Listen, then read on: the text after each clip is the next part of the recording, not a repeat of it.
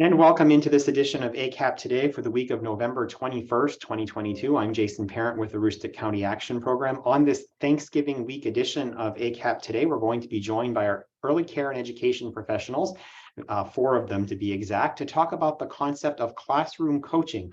We'll learn what it's all about and how families at ACAP are benefiting from this service through their children in the classroom. We'll get to that in just a moment, but before we do, we first want to get to the news and information that you can use again for the week of the 21st of November, 2022. And we begin in the news and information that you can use with sharing with you that it is open enrollment period for coverme.gov, the Affordable Health Coverage for Maine. This open enrollment period extends all the way through January 15th. However, if you are looking for coverage to take effect by the 1st of January at the start of the new year, we do ask that you contact us for navigation assistance before the 15th of December if you're looking to get in again for January 1st coverage. If you have any questions regarding this, or if you are in an existing plan right now and want to see if you can get a better deal, we do have navigators that can help with this coverage in particular. Lisa Bates is the contact person for us here at ACAP. You can call her at 764-3721, extension 6. Again, the open enrollment period does last through the 15th of January. The next thing we want to tell you about, and first of all, congratulate our entire team for a very successful Helping Hands telethon last week. We were able to raise tens of thousands of dollars to support families throughout Aroostook County who will find themselves in a fuel emergency this year. But we want to remind folks that with the telethon behind us, we are still encouraging folks to please consider applying for the Home Energy Assistance Program if they think they might be eligible for the program. If you're looking at the income guidelines here on the screen and say, gosh, we really don't qualify, but you have some out-of-pocket expenses like for medical expenses and the like, please do consider giving us a call and checking with our team to see if it might be worth applying for the program. We do now just look back at 1 month of income. So if you've had a change in your household income in just the last month, had someone who's had to stay out of work for a while or what have you, you may be eligible for the Home Energy Assistance Program. It does take about 2 to 8 weeks for that process to happen. We're trending on the higher side right now because we do have a good number of applications and we're processing through them as quickly as possible. But we've taken well over 4,500 HEAP appointments so far this season, and we think that there are hundreds, if not thousands more in Aroostook County who could certainly benefit from this program. So please do consider giving us a call. The Home Energy Assistance Program line is directly 768-3053.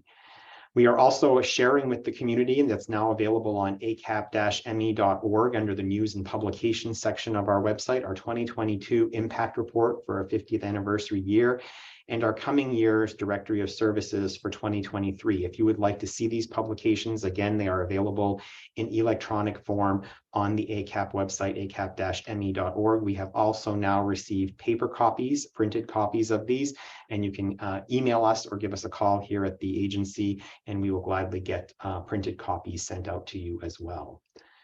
We also want to alert folks to some rare openings in our Head Start program for this time of year. We currently have openings in Presque Isle, Caribou, Holton, Fort Kent, Van Buren, and Dyer Brook.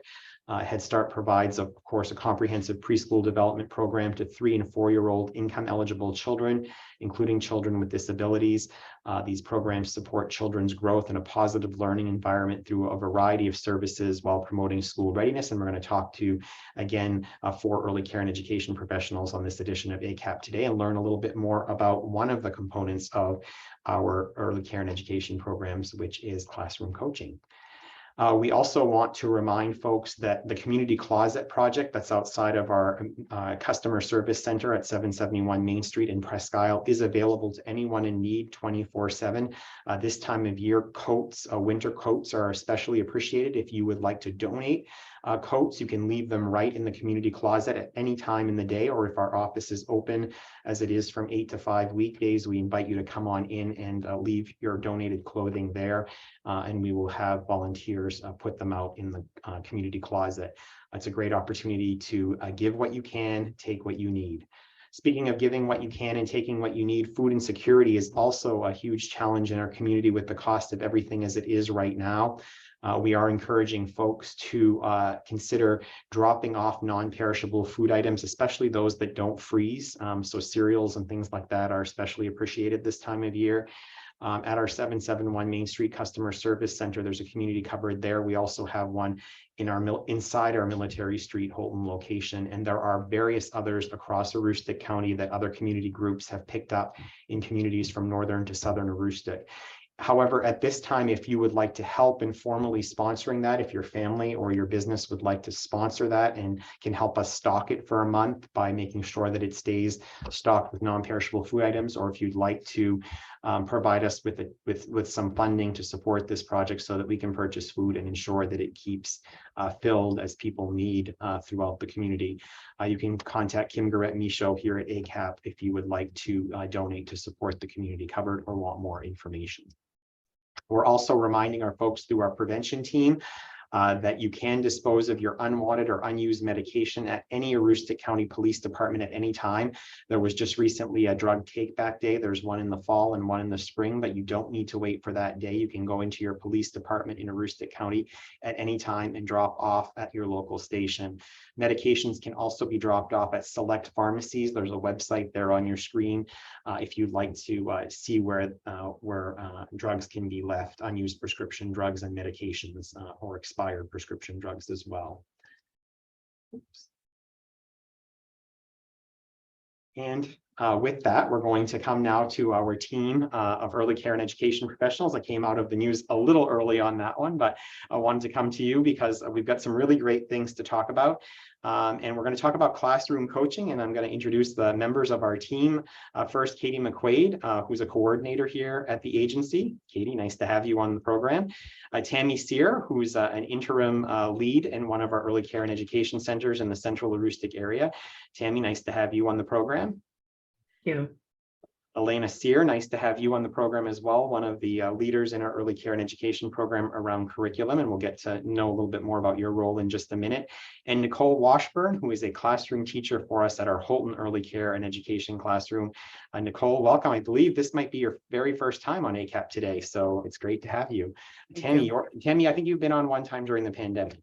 Yeah, just one. So our newbie today is Nicole.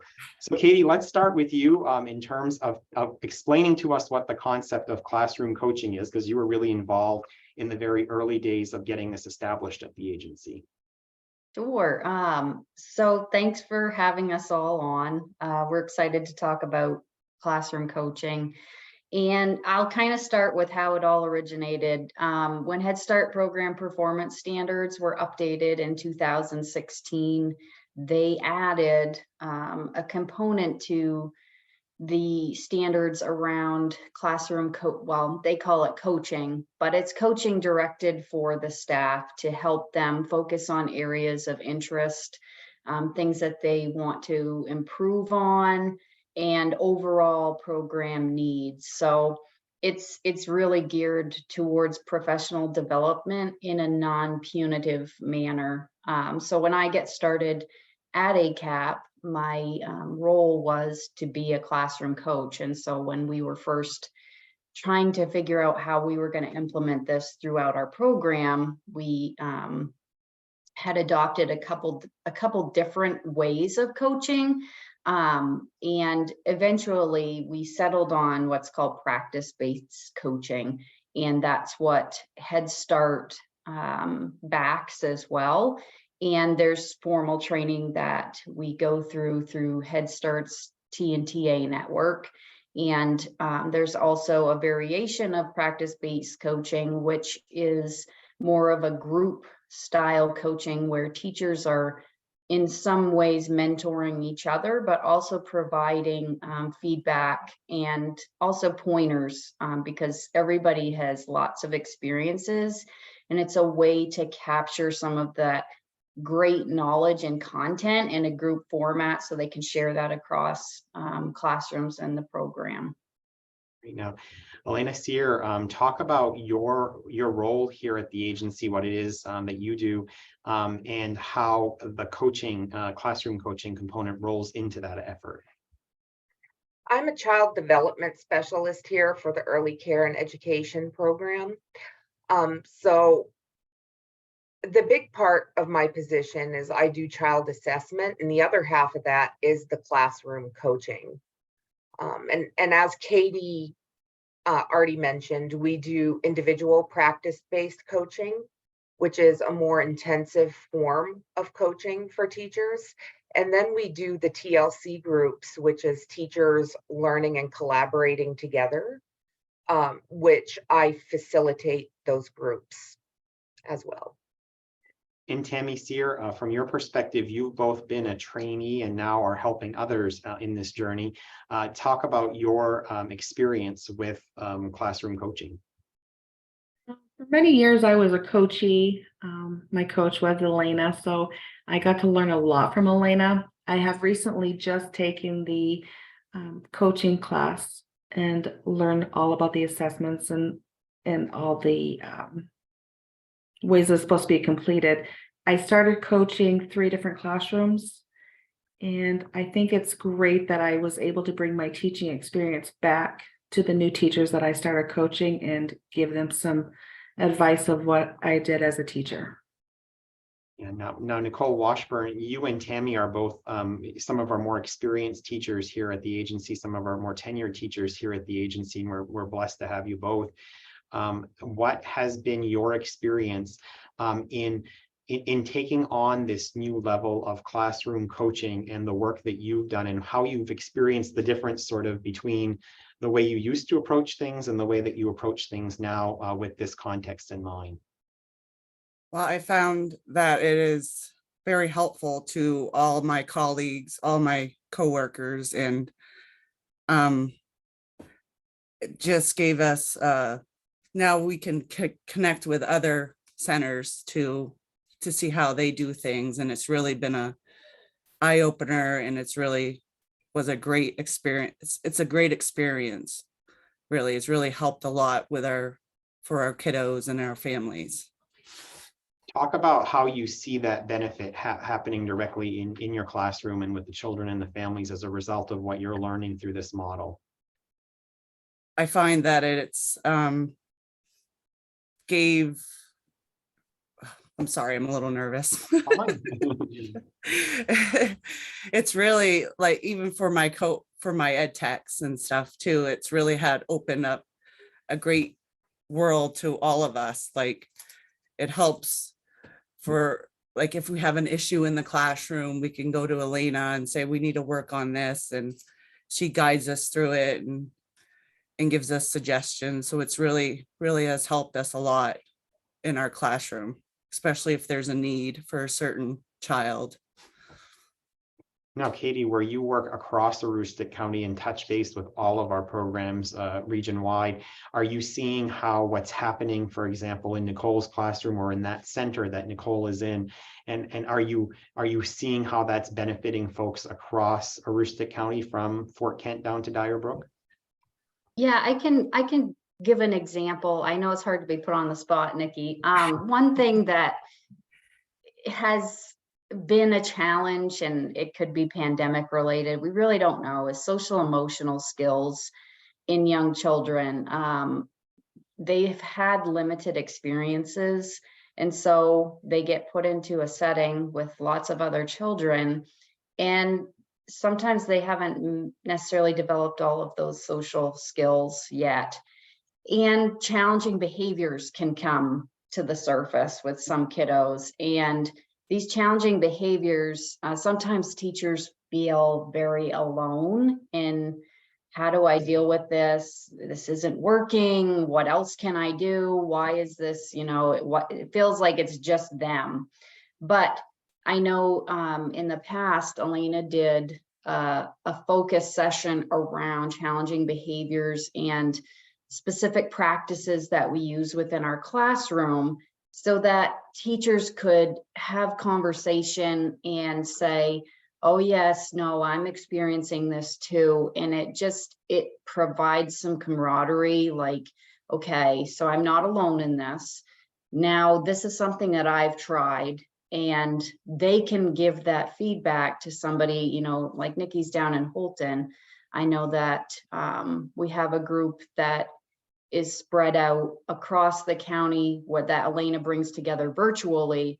So like PITC, we have a teacher there, they can talk about challenging behaviors together and also give each other the feedback around, I noticed you did this. I've tried this before in my classroom, that might be beneficial. And Elena she's like that guide. She steers them. She provides evidence-based practices. She provides them resources around our curriculum and helps them stay on target during those sessions together. So she's adding to that process, but the teachers are really the ones supporting one another in it.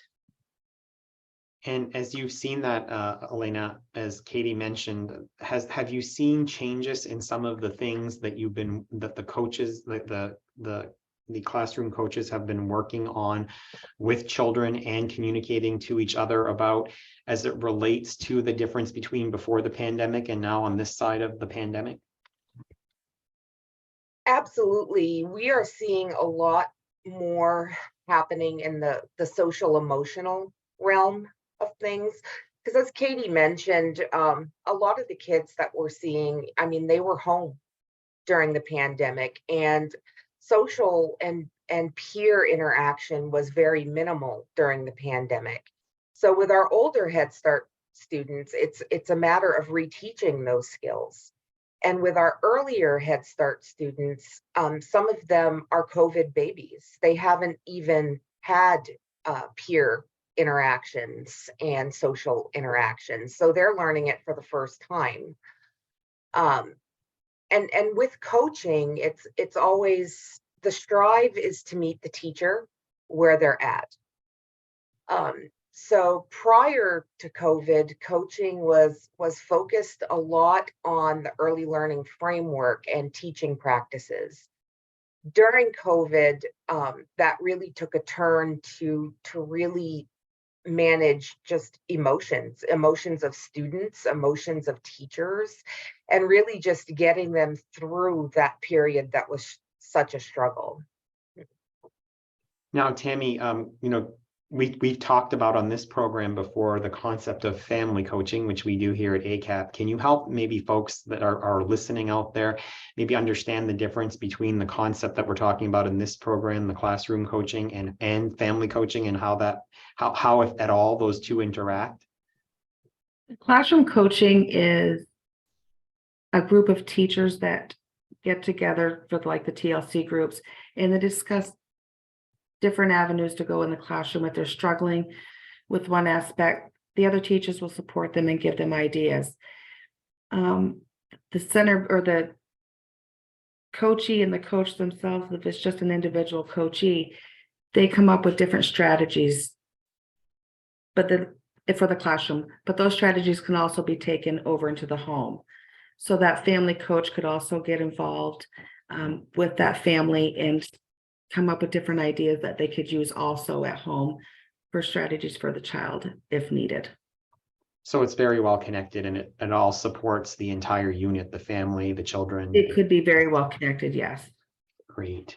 Nikki, as you've watched your children over the years, you've been with the agency for over a decade, over 15 years, I believe.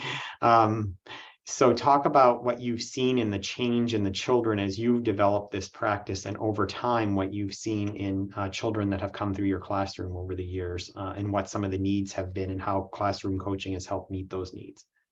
It's my classroom. I had a lot of challenging behaviors, so that I focus a lot on social and emotional.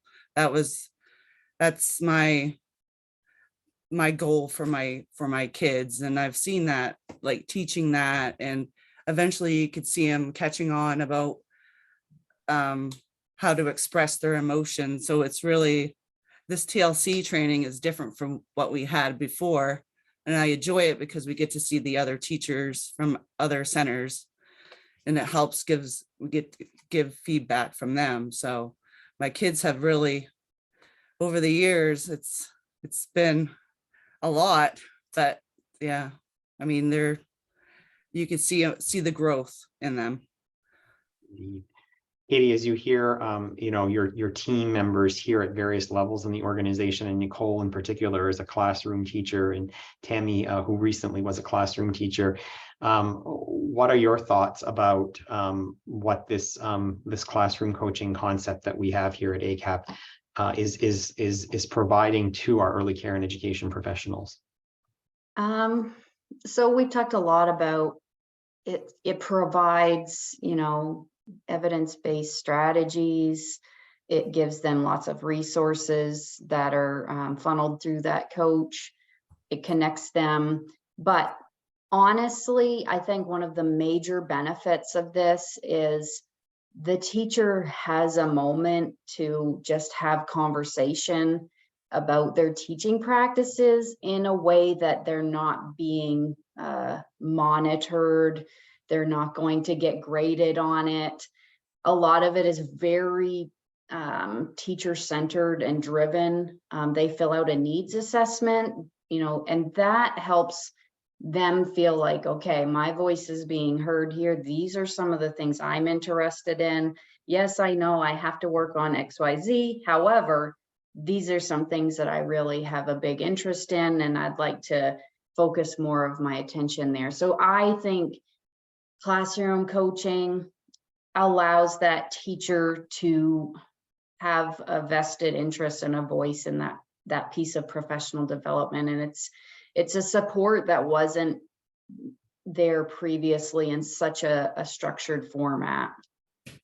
And Elena, that level of support for early care and education professionals is often very critical, because they're in that classroom, from the beginning of the day all the way until the end of the day, and their only other, interaction on a consistent basis might be any team teachers that are in the classroom with them. And it's very focused at that time on being attentive to the children and the children's learning. And this really, the coaching for the teachers, the classroom coaching, if you will, is really, as Katie mentioned, very much peer-to-peer and very much providing that level of support that teachers don't always feel during the day, because they're very focused on their craft. And absolutely, and a phrase that we throw around in the coaching world quite a bit is reflective collaboration. Basically getting the teachers to slow down and really think about their practice and what's going on within their classrooms. Because as you said, if you're in the middle of the day, you're trying to get kids from one part of the routine to the next part of the routine. It's very quick, it's very hurried, it's a rat race. So when you have time to sit down with a coach and meet with a coach, and you fill out your needs assessment and you have those conversations, it just really slows down that thought process and allows the teacher to really kind of captain the ship, so to speak. Great.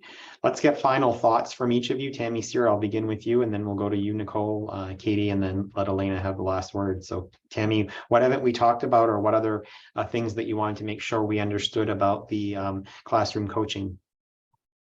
I really enjoy being the coachee. When I was the teacher, I really learned a lot from my coach. The different ideas that the coach would bring forth to the classroom really was a great strategy for my children in the classroom and myself. We were able to be more successful, I think, in the coaching strategies that were used. So I think it's a huge benefit for all teachers. Perfect. Great. What about you, Nicole? Your last thoughts on classroom coaching? I agree with Tammy. It really makes you look at yourself and looks at your classroom, and it really brings great strategy. And this TLC training, like at first I was like hesitant. I'm like, oh, we're being videotaped, but now it's a wonderful thing because we can help each other out. Great. And Katie? I think final thoughts for me is that this has continued to evolve for our program. It started out very individual, one-on-one, then TLC, that group coaching was introduced. Pandemic taught us how to be much more savvy virtually. And so with that, we've been able to say, okay, we can reach more people in a more efficient manner. And I think moving forward, it's opened up a lot of doors for us to help support others that maybe aren't necessarily directly in our program, but maybe people we can partner with in teaching practices, because some of those teaching practices are based and rooted in assessments that are used statewide through the Department of Education and whatnot. So I think it's something that will continue to evolve, and I look forward to that. All right, the last word will be yours, Elena. Well, I always say that my heart is truly in coaching. And I think we have survived some very challenging times, but with challenge, I think comes great opportunities for growth.